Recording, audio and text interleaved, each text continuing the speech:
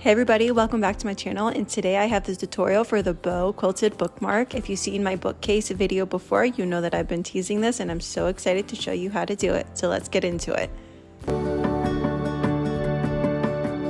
So to start, I used these acrylic blank bookmarks from Hobby Lobby as my pattern because I knew I wanted this shape. So I just traced around it using a pencil, and I used about a 1 centimeter seam allowance for when I cut around it using scissors. I ended up just eyeballing it, but do whatever you feel is right. Always add extra so then you could just cut it down if you need to. Also, I'm cutting 2 pieces of fabric here so I can cut the back and front together to make it quicker. Then I used those pieces to cut out my quilting fleece and then trace around that and cut that out to size. Then the next piece I cut out is the tab where the bow is going to be attached to. I folded in the raw edges a bit and then folded it in half and sewed along each side to complete the tab.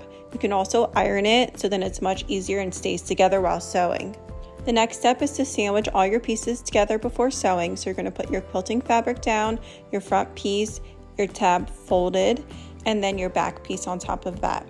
And actually what I did with this is I put a basting stitch with the tab on it so then it wouldn't slide around, and it also makes sure that it's extra secure. I also want to mention that all the measurements for everything is going to be down below, and that the measurements will include a shorter tab than what you would see here because I realized that the tab I made was a lot longer than I really wanted it to be. So around all of the bookmark edge except for the bottom, because you're going to have to turn it out at the end.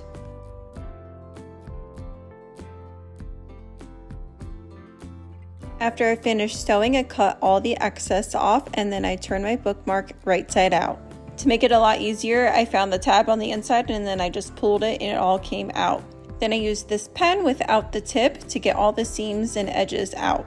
Now we have to finish our last seam, and I ended up cutting the quilting edge off of this so when I folded it in, it wasn't too bulky. And then I just top stitched it before starting my quilting pattern. Like I mentioned in my last video, I'm going to be making a detailed tutorial on how to quilt in different quilting patterns, so if you're interested in that, please subscribe so you don't miss it. But for this video, I wanted to match the bookcase I made in my last tutorial, so I'm just doing the diamond quilted pattern. Just sew along your lines then once you're finished making all your markings, and it should look like this. Now the last step is to make your big beautiful bow to go on top, and I just love this floral pattern. It just reminds me of like country, and it matches the bookcase that I made, so I thought it would be perfect. And to sew this, I just used the same method I did for the tab, so then fold in the raw edges a little bit and then fold it in half and iron to hold it in place, and then sew along each edge to make the ribbon.